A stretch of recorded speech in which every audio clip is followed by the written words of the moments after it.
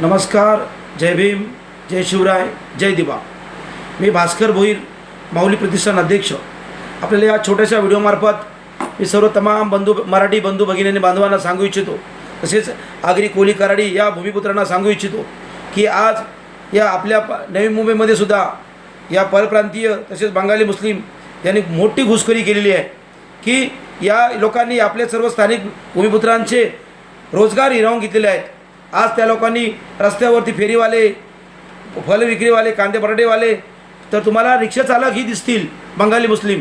आज तुम्हाला टेम्पोवाले, आज मी कामोठ्यामध्ये पाहिलं तिथे आज टेम्पो चालकसुद्धा बंगाली मुस्लिम मला सापडले.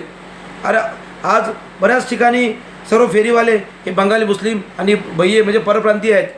त्यामुळं या लोकांचा वाढता प्रादुर्भाव पाहून आज त्यांना रोखण्याची गरज आहे.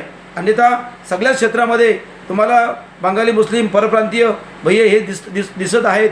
जो प्रकार मुंबईमध्ये घडत आहे तो प्रकार आपल्या नवी मुंबईमध्ये घडू नये यासाठी प्रत्येक मराठी माणसाने सतर्क राहण्याची गरज आहे. यांना आताच दाबण्याचा प्रयत्न करा, नाहीतरी आपल्या डोक्यावर चढल्याशिवाय राहणार नाही.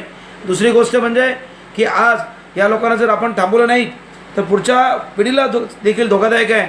जो प्रकार आज आपल्या मालवणमध्ये, कोकणामध्ये घडतोय की परप्रांतीय हटवण्यासाठी उपोषण करावं लागतोय, ती वेळ आपल्या या पनवेलकरांच्या मराठी बांधव येऊ नये ही याची आपल्याला दक्षता घ्यायची आहे.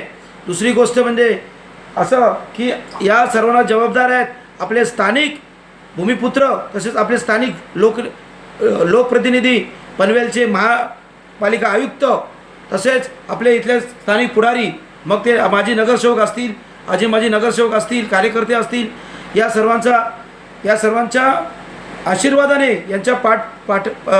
याच्या पाठिंब्याने हे आज यांची ते मिजाज वाढत चाललेली आहे. त्यामुळं हे कुठेतरी रोखलं पाहिजे. यासाठी मी हा छोटासा व्हिडिओ बनवला आहे. तरी सर्व माझ्या तमाम बंधू भगिनी, मराठी बंधू भगिनींनी सर्वांना जागृत राहा आणि या गोष्टीला विरोध करा. जय हिंद, जय महाराष्ट्र, जय दिवा.